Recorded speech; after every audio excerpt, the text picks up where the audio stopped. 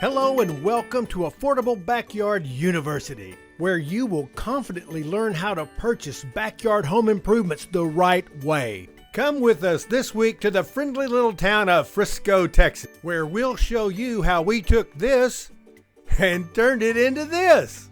And all of that's coming to you next on Affordable Backyard Construction University. Hey, before we get started, could I ask you a favor?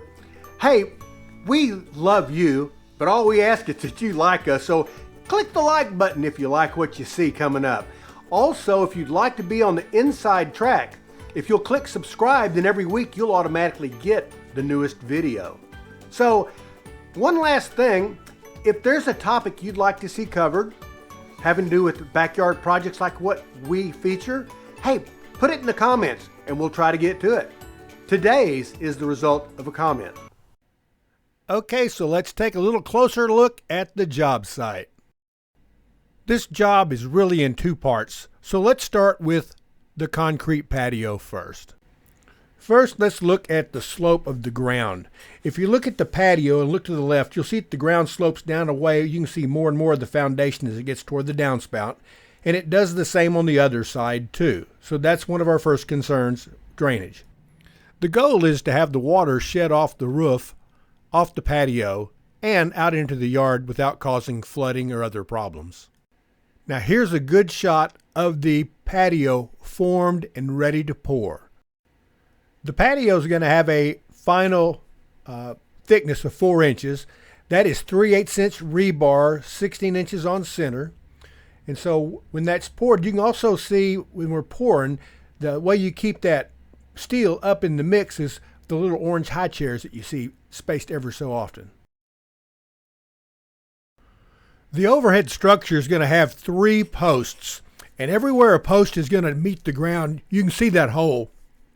When they actually get ready, they'll cut that piece of rebar loose, they'll line that hole with steel, and they'll fill that hole, be 12 inches across and 18 inches deep, and that's the pier. That's what actually supports the post. You'll see that in the coming pictures.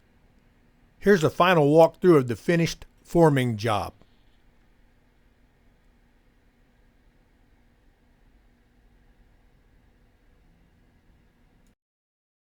A green tag, 2 days later, woohoo! It's a patio.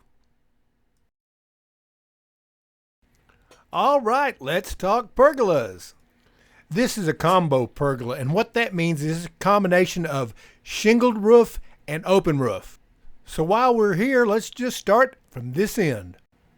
The posts are 6x6 Western red cedar, and they got some decorative trim that you can see. And don't forget, they're sitting on a pier 12 inches by 18 inches deep underneath the concrete.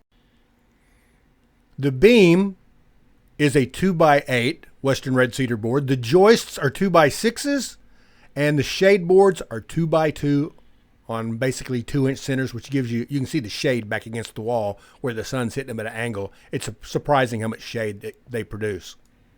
This is the end where most people put their cookers and stuff like that. So let's check out the shingled covered side next. The first thing you'll notice is the beam on this pergola looks different than the ones you've seen on all the other videos we've done. And the reason for that is that span is over 20 foot.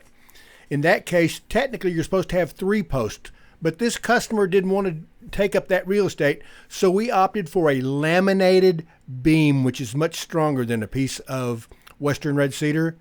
So it could be the 26 foot with 2 posts, and then we put it in a Western red cedar cladding, so it looks like the rest of the structure. Next, we're going to look at those 4x6 support beams. There's 3 of them. And just a piece of advice. You'll see these with as many as 9 or 10 of them, much smaller. They look like sunbursts and all that. And that's all well and good until you have to get on a ladder and stain them all, or pay somebody to do it when it's time to restain it. The fascia is 1x6. The flashing is standard dark that matches, and the shingles are 130 mile an hour all weather. This is a really good shot. Well, it's not that good a shot, but you can see how good it looks with it trimmed off with tongue and groove underneath.